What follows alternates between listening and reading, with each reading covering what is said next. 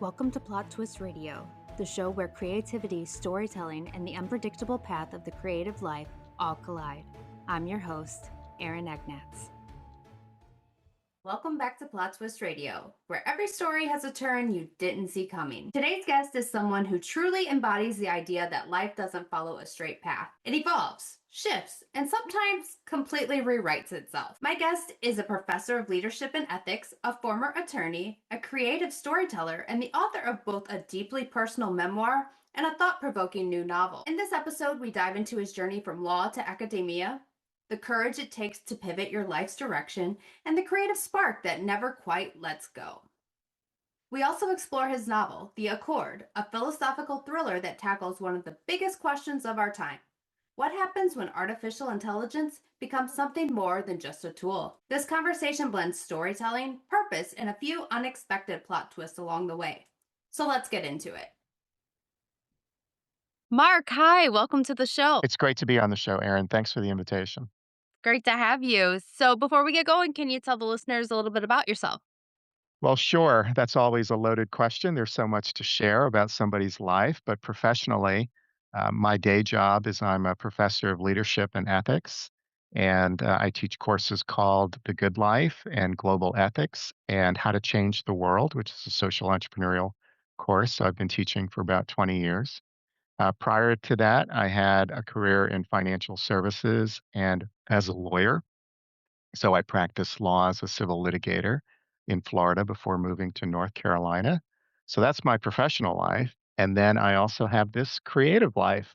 And so I write. I have written a novel that we'll talk about called The Accord, a memoir called about my father's life called The Man Who Lived 100 Lives.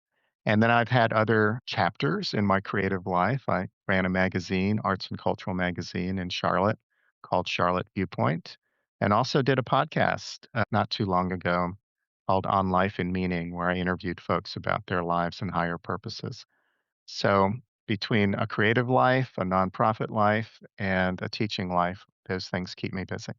It sounds like it. You have quite a few identities. It seems like a lot of us creatives do. We can't stay in one lane. We're all over the place. So you started as a lawyer. How how did that go? Like how did you go from this to education and then realize, you know what, this is what I want to do. I want to write. Well, it wasn't a quick journey, but I think I've always thought of myself as a writer since I've been a teenager. And I think most people who, at some point in their lives, dedicate themselves to writing have had that seed in them for a very long time. And it's a matter of when that seed comes out into the sun and becomes more than just a possibility and it becomes something that is manifested in the world. So I've always thought of myself as a writer first. I recognized that gift within myself. And then I went to college and studied history. And so that was my major and loved history and still do to today and find it incredibly complex, but also uh, it's storytelling at its core. It's interdisciplinary. It's a exploration of the human journey, and so I love history and would love to talk more about it with you. But after college, went to law school and wasn't quite sure what to do with that history degree when I first graduated and was encouraged to be a lawyer. But it really never sat well with me. I practiced law because I was responsible and diligent and took the career seriously. But in my heart of hearts, I knew that managing lawsuits for the rest of my life wasn't what I wanted my life to be about. So it didn't happen immediately, but soon into the career, actually started writing a novel when I was young that went unpublished, but started flirting with long form writing early on. So I practiced law on and off for about 8 years. Met my wife, who was a paralegal at the time. And when we decided to get married, we were thinking about, well, what's this life going to be? And I made clear that I think practicing law wasn't it for me. She grinned and smiled because she heard that from a lot of her lawyer friends, but I convinced her that I was, serious about it, and so it was a matter of how to exit the law and do something else. That didn't quite come easily, it took a few left turns and right turns, some plot twists, as we might say, but eventually came about to into education and found my way forward. Gotcha. Well, that's an interesting journey, and you point out something. I've heard from a lot of lawyers. I could have did the law thing, but I just knew that I was not going to be good at that. But it's so hard to pivot like that. That takes a lot of courage. How did you do that? Well, I wish I could say that I woke up one day with great bravery and courage and insight and vision and walked into the partner's office and said, I'm going to be a creative, artistic person and leave this law behind and march out in this great scene. But it was sadness. It was a little bit of depression. It was being unsettled. It was my colleagues recognizing that in me.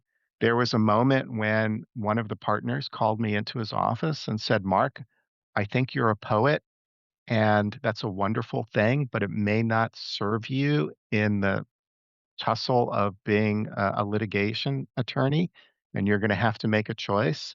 So, in some ways, I'm grateful that other people recognized that I was really struggling with that identity, if you will. So, I've always been comfortable taking risks, and I talked myself into starting a small business with a friend, and that helped us make a transition away from the law. The business ultimately did not succeed, but it was another step forward into a new life. And so the business didn't succeed, but I consider that decision to have been a great success in my life because I took action and moved from the state I was living in, Florida, to North Carolina. My wife and I started a family here, and it really was the beginning of a whole new life. So I'll tell you one other part of the plot twist, if you will, because our lives are made up of them, as you know, you explore them with all of your conversations, is it was my 40th birthday, and I was really struggling with feeling not successful at that point in my life. And I asked myself, when was I most happiest?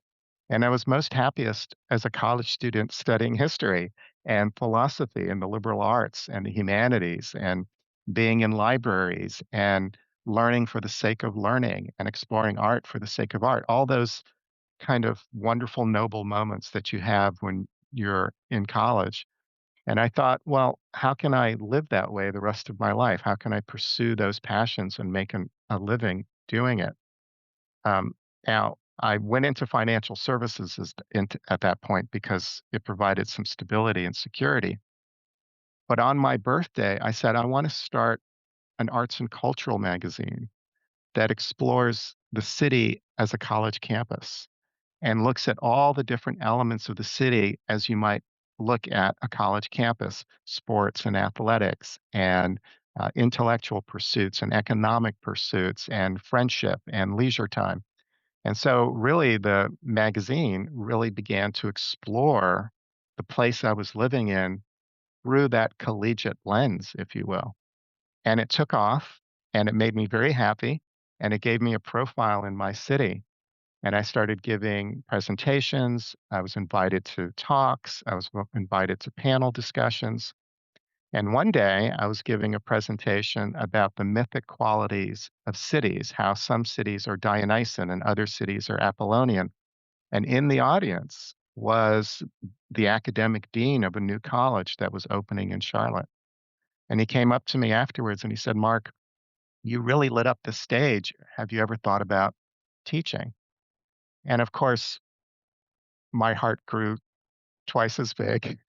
And I said yes. And so I became an adjunct instructor for a year. And at the end of that year, they invited me full time to be a member of the faculty as an assistant professor.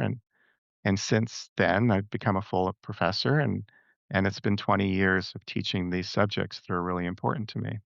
So education is now the foundation of my life, but I've always used it as a basis to now pursue all these other creative pursuits, and most recently, turning my attention to writing memoir and novels.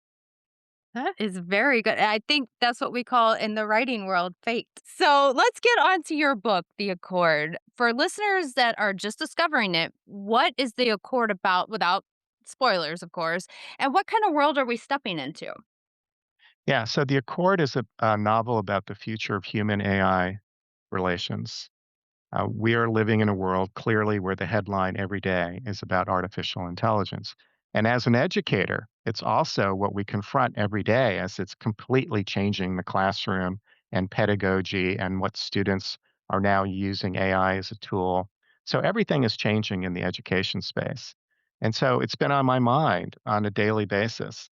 So I thought, well, instead of writing a nonfiction book or an article or commentary that looks at the subject in terms of argument, how can fiction, storytelling, character development, conflict, plot, resolution, all of that help us look at the implications of AI in a different way that allows us to identify with characters empathetically and consider what all this means emotionally as well as intellectually.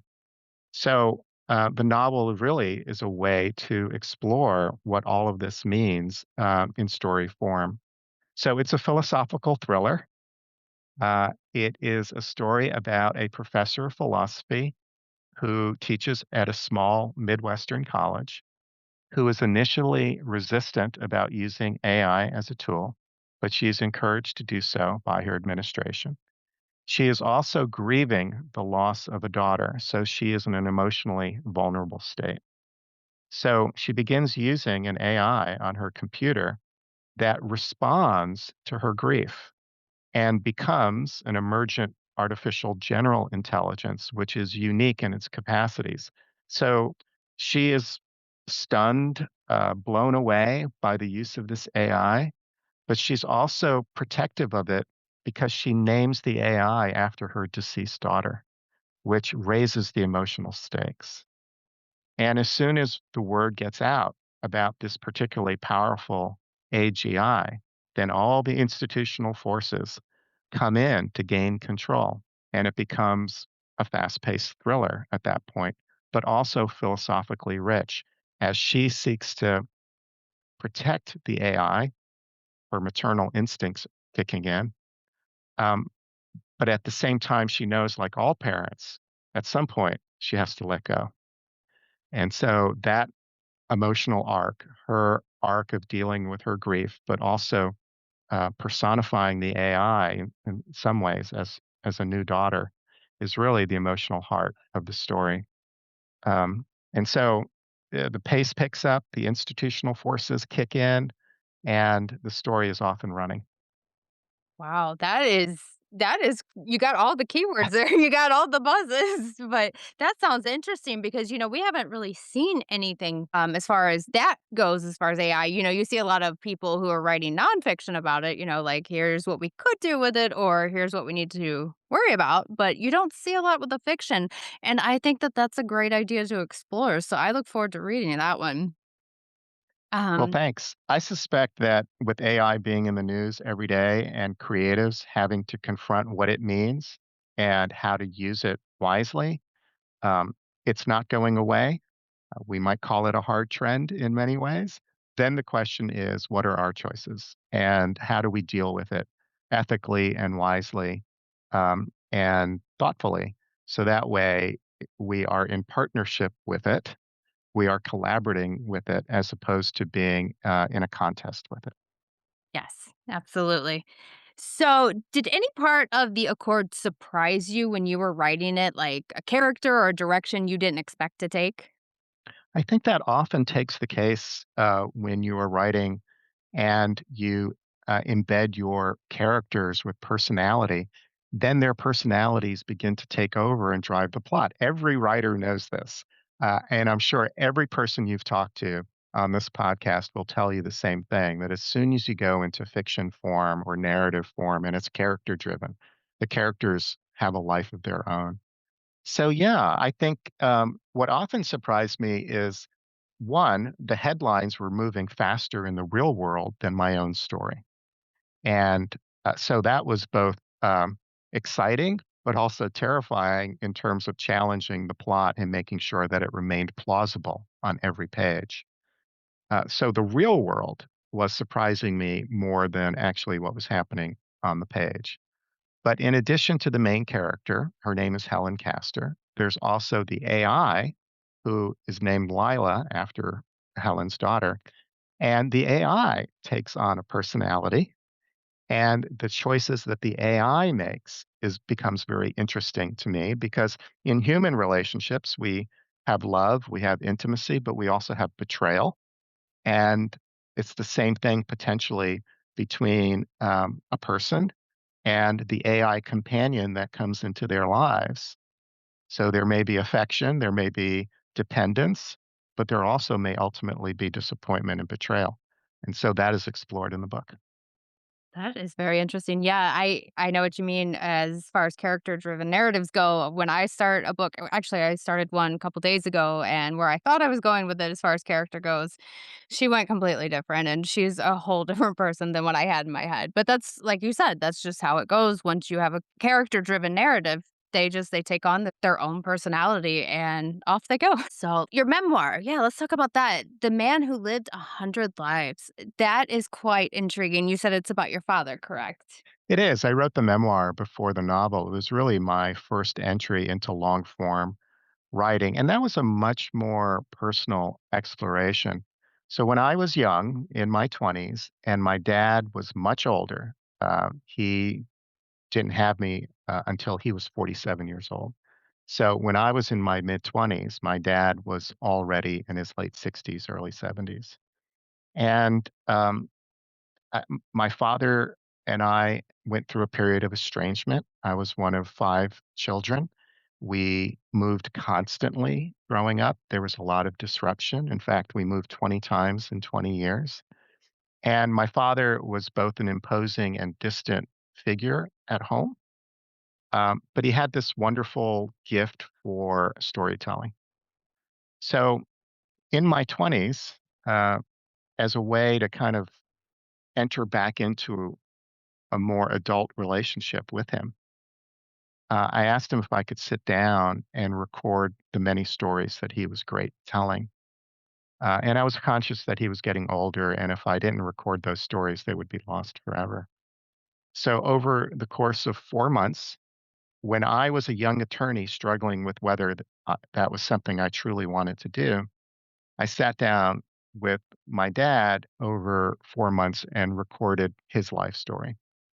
So I was struggling with the person I wanted to become, while my dad was reflecting on the man that he had became. And so it was this interesting time as, two ships passing at different moments in life. And so I recorded all those stories. And 90-minute max cell tapes.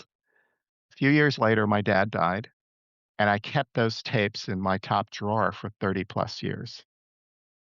And then recently, my mom, who lived for another 20 plus years after my dad died, she passed away. So I really began confronting my grief over my dad's passing when my mom died. So my mom kind of triggered grief for her, but also grief for my dad. And I took all those tapes out of my drawer and listened to them 30 years after recording them. And my dad's voice came flooding back, and it was a very emotional experience for me. And then there was a twist in the plot because after my mom died, we discovered something about my father's life that we never knew that cast a light on all the stories that my dad had told me. So suddenly I was dealing with some new information that I had to process. And the way for me to process that was to write a memoir that took me back to the 1990s when I was a young man, and I wrote it from the vantage point of being 28 years old, having the conversations with my dad, and so there's this time shift because we're in 1992. I'm telling the story of recording these stories with my dad. So I take you into the room when the conversations are happening, but then we have all the flashbacks of my dad's story. And my dad's story was particularly unique because he was born as a Jew in the heart of the Amazon jungle. There was a 19th century colony of Sephardic Jews that, as part of the diaspora, had moved to the heart of the Amazon jungle to be left alone and to be free of anti Semitism. And that colony ended up becoming an economic driver of great wealth in Brazil. And my father grew up in that family. And so he tells the story of being the black sheep in the family and all of his adventures as a young man, and there were many, and then emigrating to the United States, traveling the world, more adventures and misadventures, meeting my mom, and then having 5 children, of which I was the last, and then this life of constant disruption and adventure where we're moving from cities to states to countries.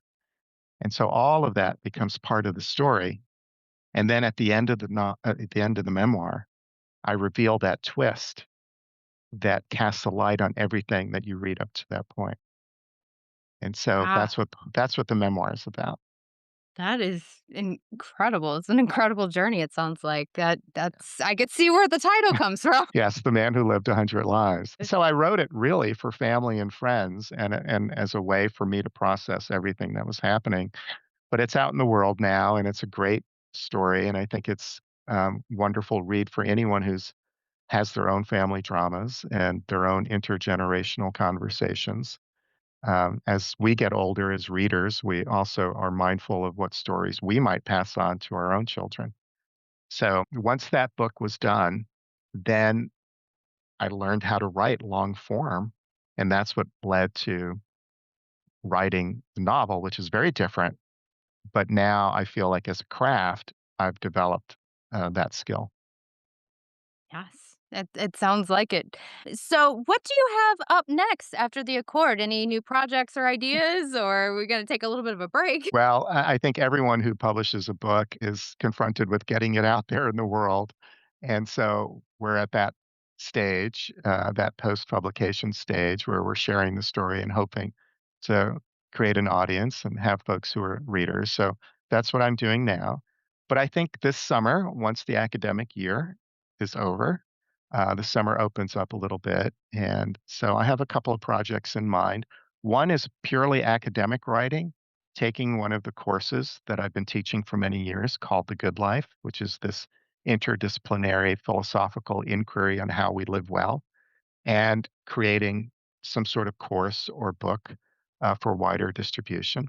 And then friends of mine who have read The Accord are really interested in on what happens next and if there's a sequel. It's a very cinematic story, so I hope somebody out there will fall in love with it, and that it might have possibilities in different creative formats. And we're living in such a interesting time. We always are, Aaron. And I think just sort of bringing conversation into the world and being a good person. That's what I'm trying to be. We need more of that, a lot more of that. So, where can the audience find you? Well, of course, I have a personal author website called markperes.com, markperes.com. And someone can see a write up on both books on the website, and there's a contact page, and they can find out more about me. I also run a nonprofit called the Charlotte Center for the Humanities, and there's a website there too called thecharlottecenter.org, and they can learn more about me and the work that I do. Wonderful. And I'll make sure that is in the show notes.